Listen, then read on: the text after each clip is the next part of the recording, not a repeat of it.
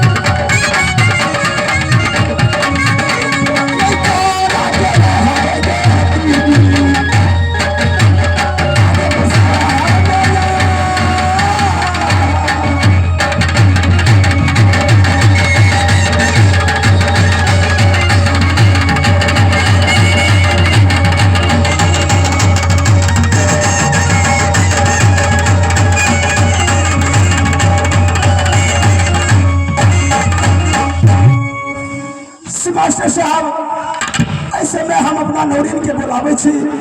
नौरीन छी आगे नौरीन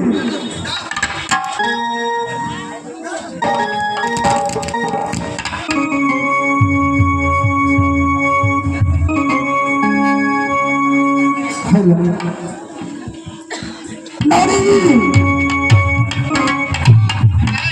ये नौरीन पहले बता कि नागपुर शहर के अर्जा पर्जा के अनिया हमारे बाबू नागेश्वर सिंह के ने सब कोई ठीक है सब कुछ ठीक है। एगो बात कहिया आई जाए तोरा शादी भए छै ना? हां हमरा तो शादी भेल छै। हगे हमरा तो नहीं कहल जाए छै। आई गे हमरा से छोटी छोटी ये सासुर बसे ये गोदी में खिलौना खिलावे, लेकिन हमरा अभी तक शादियों नहीं भेले बुझलिए। हां बाजी ना से नहीं हम अपना बाबू के बोलावे छी। हमर बाबूजी एक शादी नहीं कर देते ना तो की करबे हे? शाहपुर वाला छे ना बुढ़वा सबसे बूढ़ जे हेते ओकरे लग भेज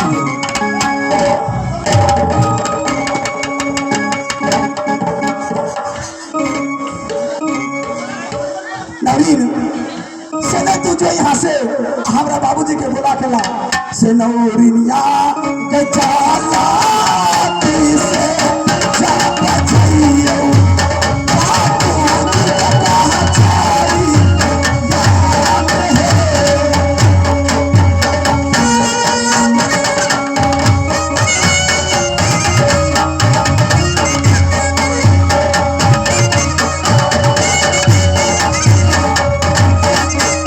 अब चला दी बोला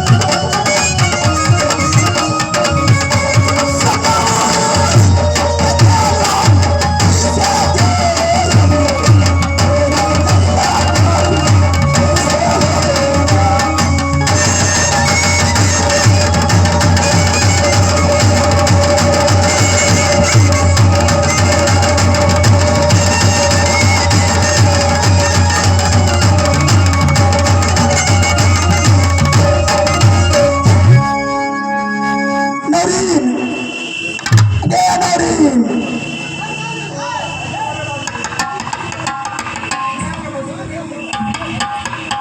कि अपना बाबूजी के बुला के लेना पहले तो मैं के बजाने तब ना बाबूजी के बजाने गनौरी पहले माँ तो हमार मर गए छे बाबूजी के बुला के ला।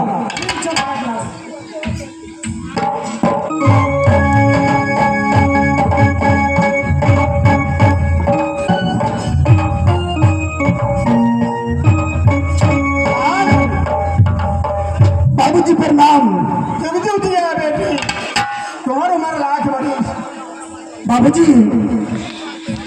आए एगो बात कहू कि गाँव भर में हमें देखे छियै हमरा से छोटी छोटी सखी सब अपना सासुर में बसे है बुझलिए।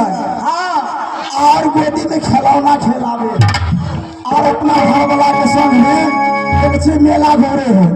हमरा अभी तक अहाँ शादियों नहीं कर दिली गे किया ए छाबरी सब छल छल करबै उधर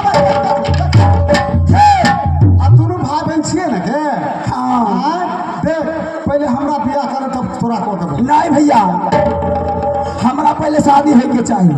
तो तोरा सब कह लेबो बाबूजी बाबूजी हमरा शादी कर दिया ना।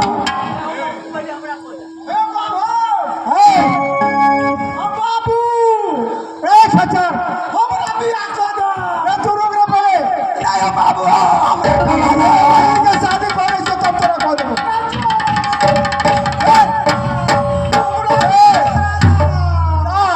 हम तो लड़का ढूंढते चलो हम ये हमरा के बियाह धान के चाउर भगे बाबूजी मिलबे नहीं करे चलो कई बार जब टाइम रहेला अस्थिर से राम खोल के शादी तोरा देखा ना नहीं कर देबा ना काम में बुढ़वा के लगे बैठ जब नहीं हम तोरा खोल के शादी कर देबो बियाह के वापस से बाबूजी